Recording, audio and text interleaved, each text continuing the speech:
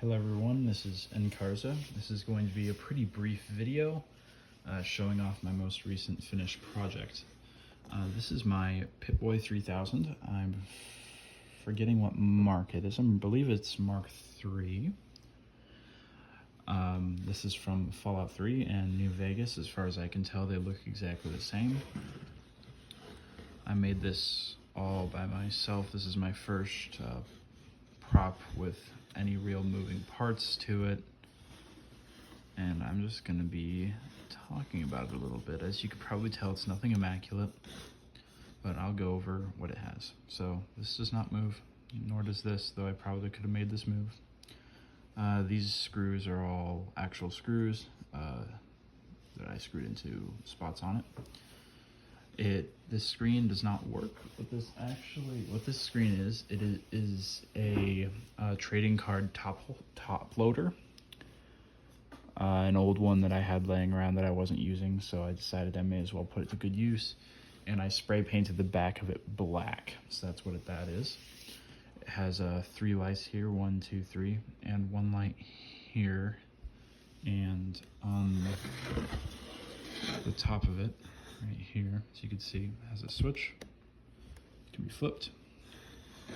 And now I'm very new to lighting. This is my first project I ever put lights into. That looks really, really bright from this angle. There we go. It's not nearly as bad in real life as it looks on camera, but they are still relatively bright.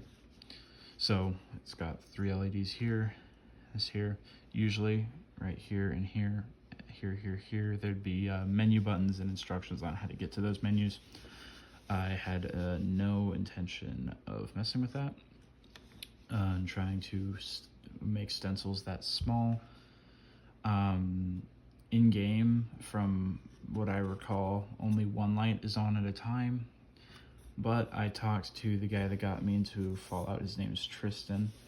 I went to school with him, but I asked his opinion. He said just do all 3 lights on at once. So that is what I chose to do. So I also have a Pip-Boy, an official Fallout Pip-Boy 3000 Mark IV right here, and I just kind of wanted to pick it up just to kind of show size comparison here. So side by side, they're actually pretty much the same size. They're the same width, approximately.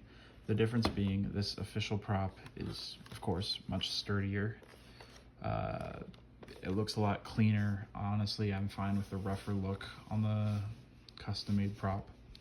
As you can see, everything is much more detailed because, of course, it's an official product. It's going to be more detailed. So I'm honestly not super upsetty spaghetti about that. But yeah, you just kind of want to show size difference between these two here. So I'll put them side by side like this once more. Like that. Now, something interesting about this Pip-Boy versus the official Pip-Boy here is that this one has a whole lot more weight on the front here, like this. All this, a lot of weight here. Of course, it does have the lights as well. It has a lot of weight there. This one does not. This one plus the stand is almost the same weight as just this Pip-Boy. So this one is much, much lighter. And I also want to talk about the clasp I've made here.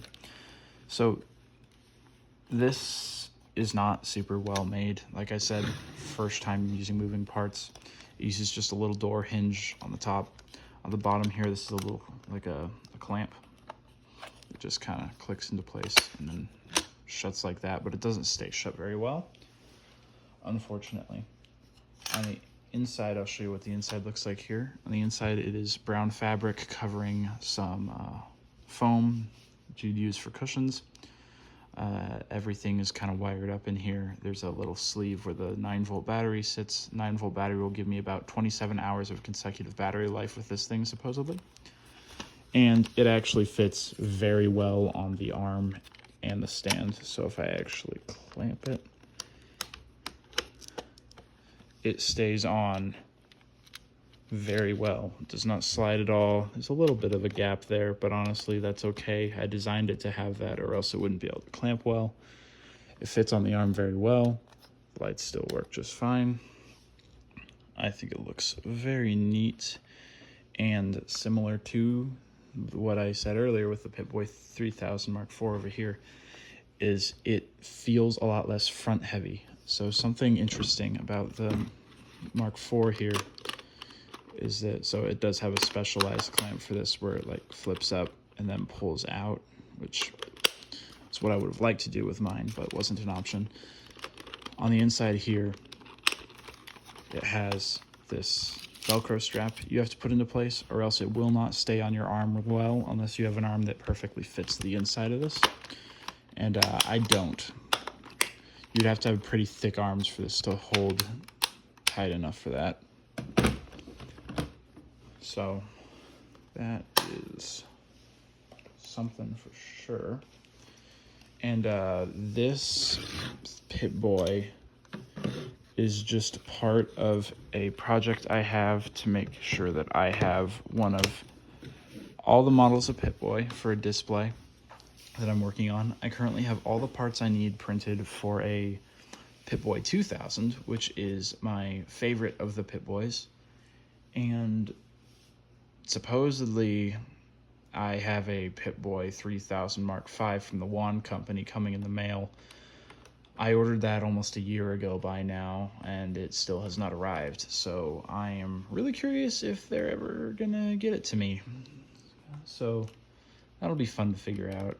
But I also am watching auctions on eBay to get one as well if that never shows up. So, but yeah, I'll probably spray paint this stand. I might print a new one that's a little bit lower, less wide, because it honestly does not need to be as chunky as this is. And I want to make like I want to get like a stacking shelf that I can just put the Pip-Boys on top of, so I can have like the 2000 on the bottom, this one on top of that, this one on top of that, and then the Pip-Boy 3000 Mark V on the very top. The Wand Company Pip-Boy 3000 Mark V. So that's what I've been working on here. I'm very proud of this project. It's been a long time in the making. Not really much to say about the painting process. Painting process was nice and easy. Just used some normal spray paint. You can probably tell pretty easily that it's 3D printed due to the orientation I decided to print it in. I probably could have printed it in a different orientation and it would have looked slightly better, but honestly, I don't care enough to do that. So I did it like this. So this is just some bronze color spray paint. This is a bunch of metallic. What I did is a layer of bronze, then a couple layers of metallic rusty color, and then some lighter gray rusty color, and then light dusting of silver, and then another rusty color to it. Areas like these, as you can probably tell, silver, just covered things with painter's tape, then painted it silver. All these screws, as I mentioned, are just actual screws that I drilled in for aesthetic, because that's how it looks in game. The latch and the hinge were originally gold. Just took some silver spray paint to them, pretty easy. I don't have the expertise to be able to weather this thing, and honestly, I think it looks fine without it. I think just because of the colors I chose to use, it looks pretty nice. I have orange lights that I considered using, because if you take a look at screenshots or just look at the color of these lights, they're more orangey than red. But ultimately I decided to stick with red for the lights on this, and instead of using pure white, I used a yellow white, like a warm white, for the rad meter here.